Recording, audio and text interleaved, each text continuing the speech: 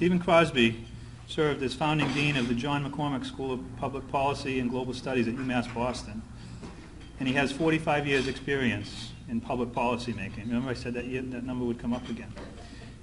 As dean, he oversaw 3 departments and 13 research centers. During his 6-year tenure, he founded the Commonwealth Compact, the Edward Collins Center for Public Management, Collaborative Institute on Oceans, Climate, and Security, the Center for Civil Discourse, and has overseen the development of new centers on governance and sustainability and peace, democracy, and development. He was Secretary of Administration and Finance to Governors Cellucci and Swift, and was responsible for legislative approval or development of the budget, legislative approval, and implementation of a $23 billion operating budget and $2 to $3 billion capital budget. Supervised 22 agencies with 3,000 employees and served as Chief of Staff to Governor Jane Swift. He also chaired the Governor Patrick's Transition Task Force on Budget and Finance. He presently serves as the chair of the Center for Applied Special Technologies and is a board member of the Economic Progress Institute in Providence, Rhode Island, and has founded CCI Crosby Publishing in Boston and served as chairman of various technology and publishing companies, including Interactive Radio, Smart Roots, Crosby Vandenberg Group, and Metro Guide. He has also been a campaign manager and senior advisor for local and national candidates and is a frequent commentator in local and national media. He received his bachelor's from Harvard and his Juris Doctorate from Boston University. Would you help me welcome Stephen Crosby, Chairman of Massachusetts Gaming Commission.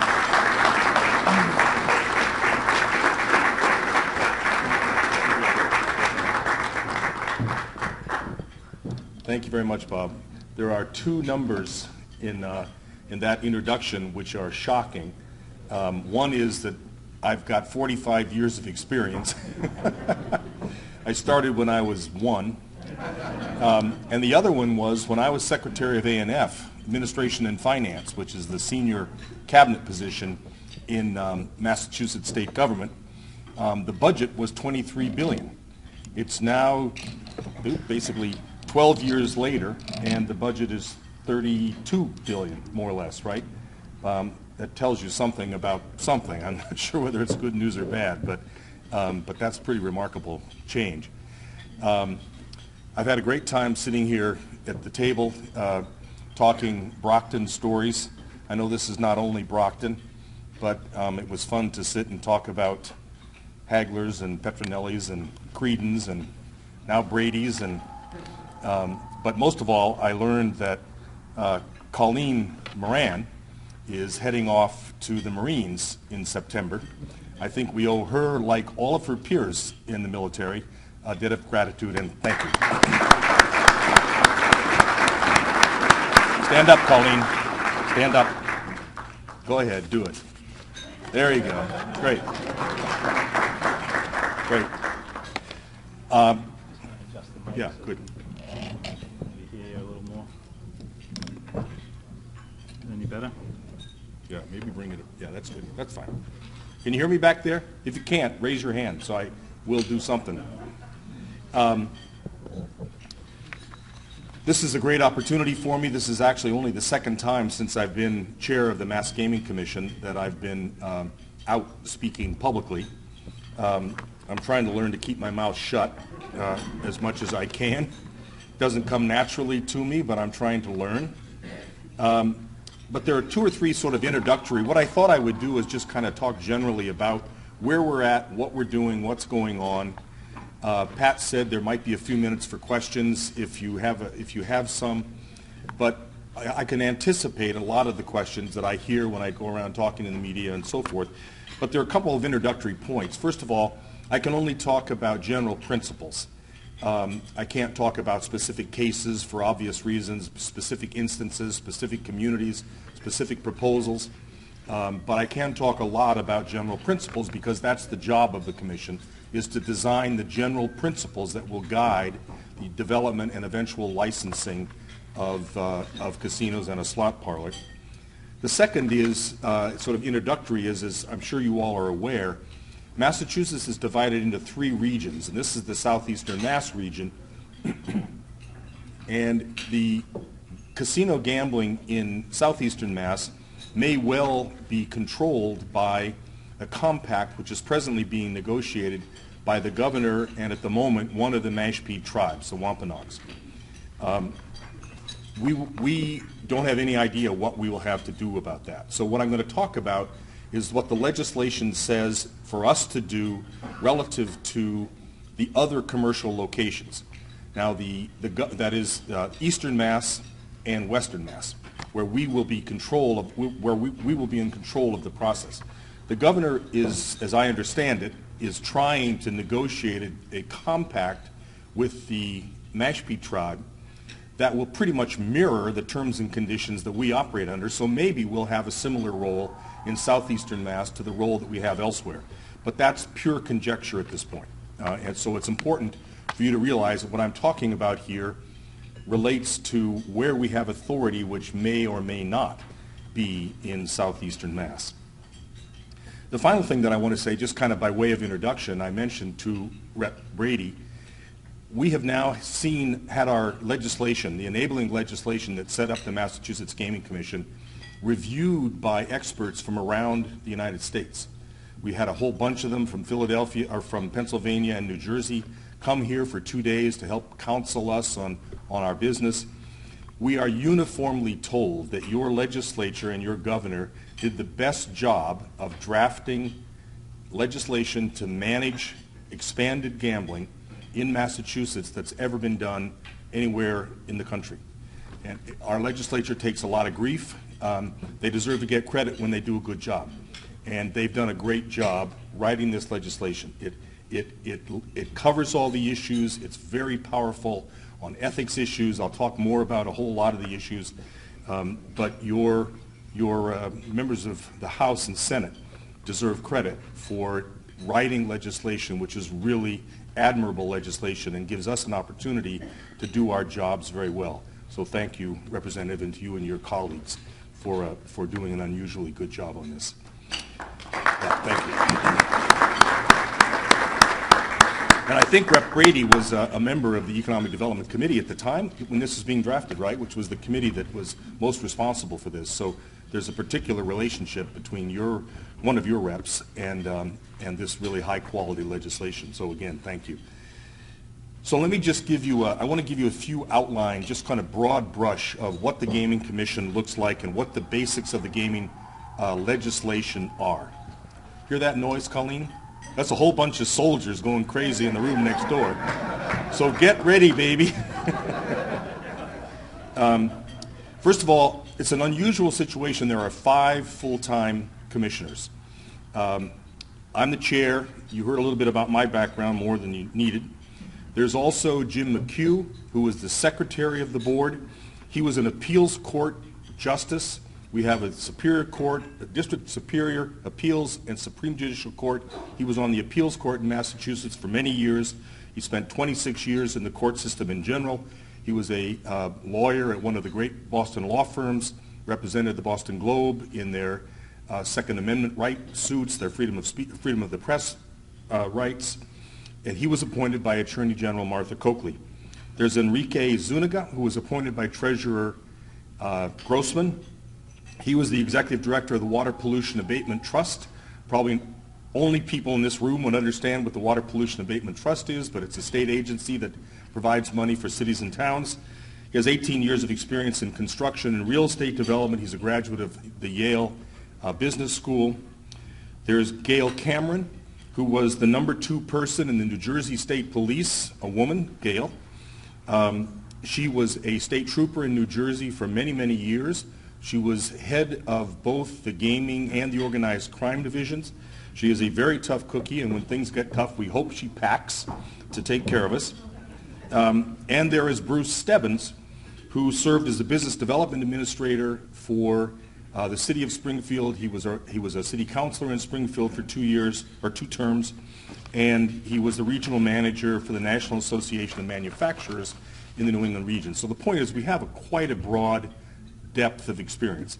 We don't know much about gambling. Some of you may have read my story that sometimes I get criticized for. My stepson at our Christmas party, Christmas vacation in this past November gave me the book Casino Gambling for Dummies. That gives you an idea of how much we know about the particular gambling business. But we know a lot about the law, we know about a lot about law enforcement, we know a lot about public policy, we know a lot about business development, real estate, construction. So there are a lot of skills here that we're going to bring to bear on this. And by the way, a really great group of people that so far is working together very well. The legislation gives us tremendous independence. We are the final decision makers. We're not making recommendations to the governor. We will make the decisions on where the commercial, not the tribal, but the commercial casino and slot parlor will be located and the terms and conditions of their regulation and oversight. We will become the regulatory body on an ongoing basis once we make the decisions for where these facilities should go. I mentioned that the Commonwealth is divided up into 3 regions. You probably know that. What's important to note, and this was an important step that the legislature took, we are authorized to license up to 1 casino in each of these regions and up to 1 slots parlor anywhere in Massachusetts. We don't have to license any. It's totally contingent upon the quality of the proposals that we get. That's very different from many other states where they're told you will have 1 here, you will have 1 there, you will have 1 here. We have tremendous discretion on this issue.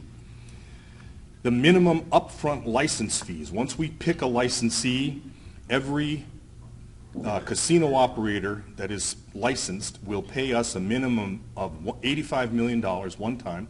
The slots operator will pay a minimum of $25 million. And the share of the gross gaming receipts, which is basically all the money that is gambled less the payouts for prizes. So if you gamble a million, people gamble $1 million, you pay back $850,000 in prizes, the $150 that's left is the gross gaming revenue. Before any expenses are taken out, the gross gaming revenue. The casinos will be taxed at 25% of that. The Commonwealth will get 25% of that. The slots parlor, we will take 49% of the gross gaming revenue.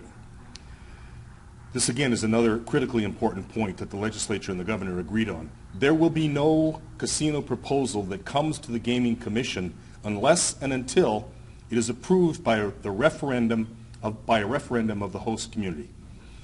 People write me, I've mentioned at our table, I got 957 emails from people in Milford saying, we don't want a casino in Milford. And there was no return address, so I couldn't get back to them, but I wanted to say, we don't have anything to do with it. It won't come to us unless and until there is a referendum of the host community. If it's in one of the big cities like Boston, it would be the host ward where the facility will be located.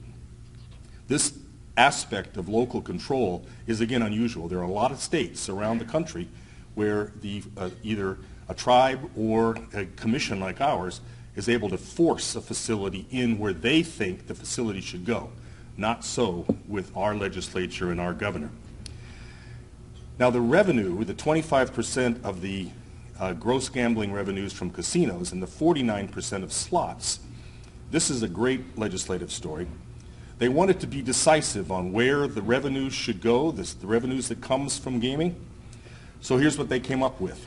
Local Aid Stabilization Fund, Manufacturing Fund, Community College Fund, Mass Cultural Council, Gaming Economic Development, Mass Tourism Fund, Local Capital Projects Fund, Debt Reduction, Healthcare Payment Reform Fund, Community Mitigation Fund, Public Health Trust Fund, Racehorse Development Fund, Gaming Local Aid Fund, Transportation Infrastructure and Development. You get the idea. You know, you can imagine what kind of a battle this was.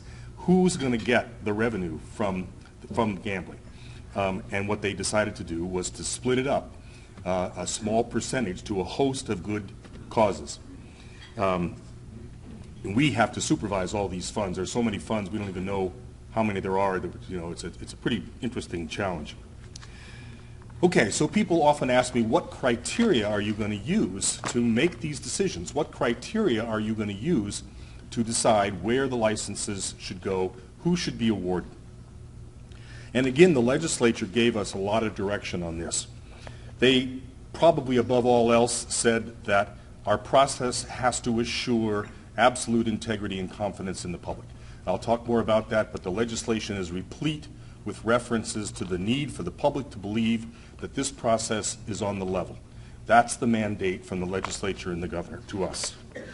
We have to support and enhance the lottery. We have a lottery which generates almost $1 billion a year of local aid to cities and towns. And the legislature wanted to make sure that we tried not to cannibalize the lottery. So the legislation constantly directs us to do casino gambling and slots parlor in a way that does not cannibalize, does not damage the revenue from the lottery. The legislation is very clear on maximizing economic development, job generation, protection of existing jobs, and capital investment. Governor Patrick was very clear to me. I was appointed by Governor Patrick. He does not see this as a desirable thing so much for the revenue that comes to the Commonwealth, but rather the economic development. We're going to get some revenue. That'll be great. On a $32 billion budget, $400 million is not a game changer, but we can generate a lot of jobs. And again, the legislature and the governor both made it clear that job generation, economic development is the priority here that they want us to look out for. The legislation talks a lot about diversity in the workforce and diversity among suppliers. And this is something we're going to be paying a lot of attention to. The people who come before us, we don't want to see just lip service. We want to see real performance in terms of all kinds of diversity in their own organizations and in the proposals before us. The legislation makes clear that we have to protect small businesses and the tourism industry in the local regions. We don't want to have all the restaurants which are already there get wiped out because the casino comes along and sucks up all the restaurant business into the casino. So we're directed to figure out ways to minimize those kinds of negative impacts. We're directed to integrate the gaming facilities into the unique cultural and social resources of Massachusetts. This is something which is supposed to enhance Massachusetts, not degrade Massachusetts. I'm not quite sure how we do this. This is one of the interesting challenges, but how do we get casino gambling to enhance the reputation of Massachusetts, not compete with our other pre-existing cultural values and social values? But again, this is our problem, but the legislature made it clear to us this is something that they believe is important that we have to pay attention to. Maximize the mitigation of compulsive gambling and all the other negative consequences that can come from expanded gambling. The obvious ones are traffic, environmental problems, water demands, and so forth. But the legislation is very clear that there are a host of negatives that can come from this. They didn't shrink from facing it. They didn't pretend like there weren't any negatives. They listed the negatives and said these are issues that you folks need to pay serious attention to. And the compulsive gambling concern was front and center in the legislation. We have to coordinate with regional, and economic development plans, which is part of what I'm doing here, making nice to one of the people I'm responsible to. We have to maximize sustainability principles in construction and operation, and we have to maximize revenues to the Commonwealth. That's what we've been told by the legislature and the governor we have to do in this job. But we also have the opportunity beyond that, as the legislation says, to develop criteria in addition to those outlined in this chapter to assess which applications for gaming licenses will provide the highest and best value to the Commonwealth and the region in which a gaming establishment is to be located. That's a pretty broad mandate. And that's kind of the fun part of this job. How can we establish criteria that will maximize the good to the Commonwealth and minimize the bad? There's a lot of folks out there that want to invest a lot of money in Massachusetts in order to make money. I'm fine with that, and I'll tell you more about that. They're going to come here and they're going to invest somewhere between $500 million and $1 billion in a casino facility because they think they can make money on that investment. That's fine. But how can we encourage them to leverage that investment in a way that does the maximum amount of good for the people of Massachusetts? Just a random example, and I don't say that if there's any press in here. Is there any press here? Yeah, all right. Uh-oh. This is just an example, but we've talked forever about having a rail corridor from Boston to Fall River, New Bedford area. Every governor in the last umpty-ump has promised it. It's too expensive. I don't know if it'll ever happen, but is there a way, if there is a casino in Southeastern Mass, to encourage the developer of the casino to think about maybe they could contribute in some way to that rail link? Can we encourage the developers to link their investment to other goods for Massachusetts. Clearly, enhancing the tourism industry is one where we ought to be able to work together. And we've started talking with tourism representatives all around the state. But maybe we can get them to think in terms of a broader investment in all other things that are good for Massachusetts. We want them to think about how they can do good for us while they're doing good for themselves. What is the schedule for developing casinos? Again, members of the press, this is purely speculative on my part. We don't know for sure. But as a proximate idea, we can probably get, again, this is separate from the tribal arrangement, which I'll talk about in a minute. The commercial licenses that we're responsible for, we can probably get an RFP out the door, request for proposals out the door, within a year, possibly a little more than a year. Maybe as soon as, somewhere 6 to 15 months, something like that. I think then there will be at least 3 to 6 months for developers to respond to our RFP, and then another 3 to 6 months for us to choose amongst all the responses we get. So that's somewhere in the neighborhood of 1 to 2 years before we can license a casino, and then you've got to build the thing. And I'm guessing people here probably would know better than I, but I'm guessing that's another year or two. So I would say in the 3 to 4 year range is when we are likely to see the casinos that we license in operation. The slots parlor is much less capital intensive. Slots parlor we can put anywhere in Massachusetts. It could go to where there's a track. I think you have one in your planning district. We don't have any proposals yet, but that's one of the possibilities. That's less capital intensive. That could come on sooner. But there's a big issue with the slots parlor. We don't yet know what a slots parlor will do to the value of a casino license. Does it degrade the value of a casino license, or does it enhance the value of a casino license? So we've got a lot of things to think about. But in terms of the barriers to getting up and running, a slots parlor could be sooner. But the casinos, which is where the big job generation is, probably 3 to 4 years before they're up and running. The Native American tribes in southeastern Mass, you probably know this, but just so I don't miss it, and I know there are some interested parties who've asked me about this. There is at least one tribe, the Mashpee, I think it's Wampanoags, right? Does anybody know for sure? Not Wampanoags, but Mashpee Wampanoags, I think, that is a recognized tribe. And if we were to go ahead and license a commercial facility in southeastern Mass, the person who purchases that license would never know whether the tribe would come along and, as a matter of right, because it's an Indian tribe, be able to have a second facility somewhere near their facility. So we would have a tough time getting a commercial facility to come in, not knowing the possibility of a tribal facility coming on. So the legislature and the governor, in their wisdom, decided to try to set up a situation that would structure the relationship with the tribe. And the governor is now directed to negotiate what's called a compact, but it's almost a treaty because of the tribes are recognized as individual nations. You're not talking to another state. You're not talking to a gang. You're talking to a nation. And the governor is negotiating with the tribal nations to develop a compact which would govern the operation of a tribal casino gambling facility in southeastern Mass.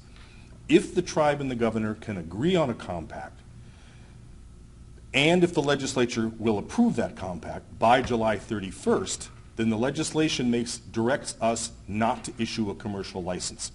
As long as we think that the Gaming Commission, believes that the tribe has a reasonable chance of getting what is colloquially referred to as reservation land, their own land, what's called land in trust, a designation that has to be made by the federal government. Now, if you don't follow that, it's because it's very confusing, so don't worry about it. But basically, the tribe and the Commonwealth, with the consent of the legislature, has to make a deal before July 31st. If they do, they essentially have a right of first refusal to develop a facility. If they don't make a deal approved by the legislature by July 31st, then we will pick up the ball and go ahead and put out a commercial RFP.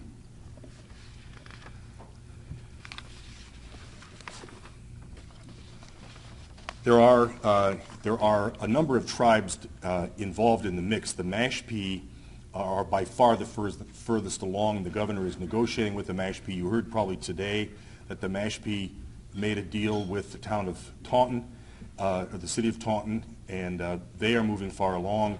There is another division of the Wampanoags, the Aquinnah. The governor has taken the position that the Aquinnah do not have the right to negotiate for casino gambling in Massachusetts due to some prior relationships. That may well be contested in court, but for the moment it's just between the Mashpees and the state. There's also a Pequot tribe which is claiming that this is really its land. It wasn't Mashpee land, it was really the Pequots. For the time being, I don't think that's going very far, but if there's any Pequots here, I don't know a thing about it, and we'll wait to see what happens. But it's a very, very complicated part of the law. You know, this is a very interesting part of the United States of America, figuring out how to make better of the way we treated Native American tribes for several hundred years. Giving them gambling, it seems to me like an odd way to make up for it, but that's what we've chosen to do. But it's a very complicated area of the law and area of public policy, and it makes everybody's job more complicated here in Southeastern Mass. So that's the basic parameters of what's happening. The last thing I want to do before I stop talking is I want to read you the mission of the commission that we adopted at the beginning of the process. This was not given to us by the legislature. This was a mission for the commission that we wrote and we adopted in one of our early meetings, and there are 2 or 3 pieces of this that are particularly important. The mission of the Massachusetts Gaming Commission is to create a fair, transparent, and participatory process for implementing the expanded gaming law passed by the legislature and signed by the governor in November 2011. In creating that process, the Commission will strive to ensure that its decision-making and regulatory systems engender the confidence of the public and the participants, and that they provide the greatest possible economic development benefits and revenues to the people of the Commonwealth. Reduce to the maximum extent possible the potential negative or unintended consequences of the new legislation, and allow an appropriate return on investment for gaming providers that assure the operation of casino resorts of the highest possible quality. No other mission for a gaming commission talks about giving the vendors a legitimate return on investment. But we thought it was important that our business here is not to beat the bejesus out of the operators and squeeze the last final penny out of them. Our business is to work with them in a way that it will maximize the positive impacts for Massachusetts. And if we can be tough, regulate, I mean, we're going to be in charge, we're going to brook no nonsense. But if we can work with them to say, you want to make money, we want to create common good for the people of Massachusetts, maybe we can create a whole which is greater than the sum of the parts. The other piece of this that's particularly important is the language. Our job is to create a fair, transparent, and participatory process. We live in a very skeptical world. We live in a very, very tough media environment. I've just gone through a week of no fun.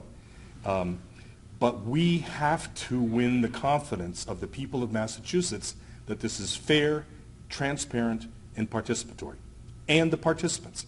If the participants think that it's not going to be fair, then guess what? They're going to start trying to figure out what is the currency that's going on here besides the merits. But if we make it clear that this is about the merits and the merits only, then the participants will play on the merits. And the public, if the public believes that this process is on the level, then they will go along with it. If the public believes that this process is not on the level, then the negative feedback will be horrendous and will make this industry have a tough, tough time in this town. So if there's anything that we can do, it is to create a fair, transparent, and participatory process for implementing the law, this wise law that the legislature and the governor gave to us. Thank you. Sure.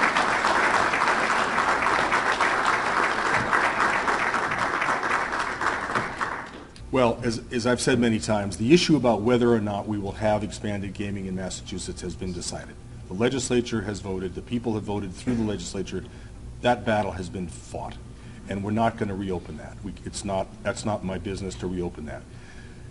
In that context of moving forward with the direction of the legislature, There are a lot of things we can do, and we have a tremendous amount of authority to regulate and to address issues like compulsive gambling. I've been talking with Kathy Scanlon, who is the head of the compulsive gambling organization, and that was for many, many years kind of the queen of the anti-compulsive gambling world. She is going to organize a panel for the commission to start us thinking about this, to think about it. The legislature set aside a fair amount of money to be addressed to compulsive gambling. There is not good data on who gambles.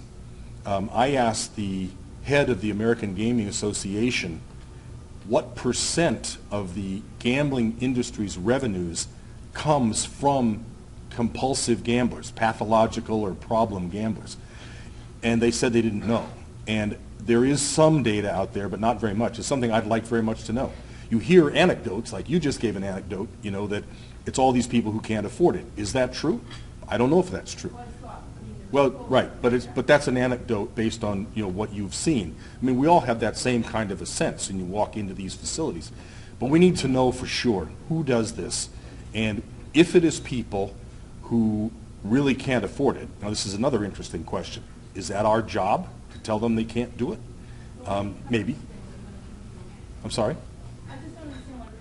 The one-time license fee is no less than $25 million, and for the slots operator, and I don't know if I have. I think it's $125 million for the initial capital investment. So it's real money. I may be wrong on that latter number. The $25 million. Do you remember? Is it 125? Yeah. Okay. So $25 million one-time license fee, and a minimum capital investment of $125 million. So it. Well, as so often is the case, that's a subject that there could be debate that went on for a long time. But Mr. Crosby, Mr. Chairman, we thank you for coming, and as a token of appreciation, we'd present you with this. Would you? For like 45 years? Absolutely. Thank you. Thank you. Great. Thank you.